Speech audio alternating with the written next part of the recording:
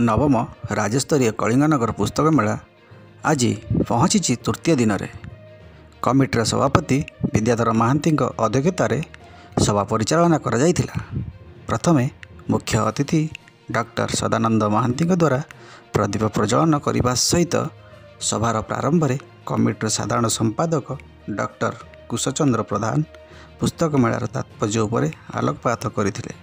मुख्य अतिथि डॉक्टर महांती और सम्मानित प्रोफेसर शिवचरण माझी सभार जोगदे कही आज आधुनिक जुगरे पुस्तक को भूली हेब नहीं, कारण पुस्तक ज्ञानर भंडार।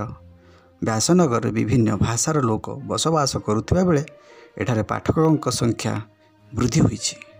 शेष में डॉक्टर अक्षय कुमार पंडा धन्यवाद अर्पण करने सहित पुस्तक मेला कमिटर कार्यकर्ता सविता राउत, विवेकानंद महांती और अन्य सदस्य उपस्थित रही मंच परिचालना करने सहित इंदिरा गांधी महाविद्यालय छात्री मानक द्वारा रंगारंग कार्यक्रम अनुष्ठित होता।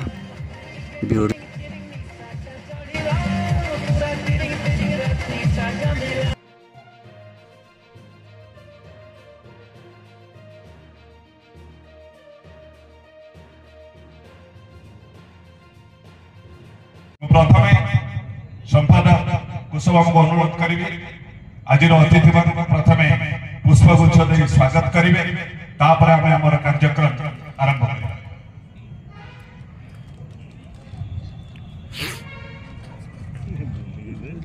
उत्तरीय मुख्य अतिथि मुख्य वक्ता को सम्मानित करने धन्यवाद।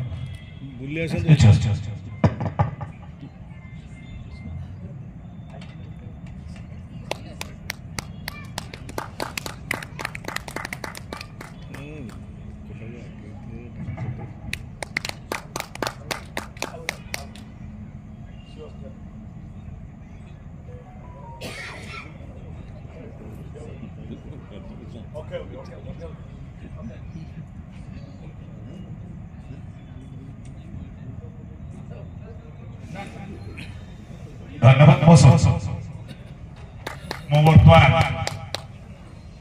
आउ सूचना देवार आवश्यकता नहीं। प्रथमे आम गहन आज सम्मानित अतिथि मोर बंधु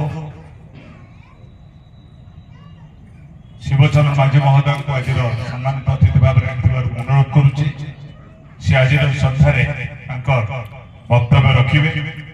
आज तृतीय संध्या अनुरोध कर माननीय श्रीयुक्त माझी महोदय से अनुरोध कर संक्षेप साधारण संपादक डॉक्टर कुशचंद्र प्रधान संक्षेप एक सूचना प्रदान कर समस्त को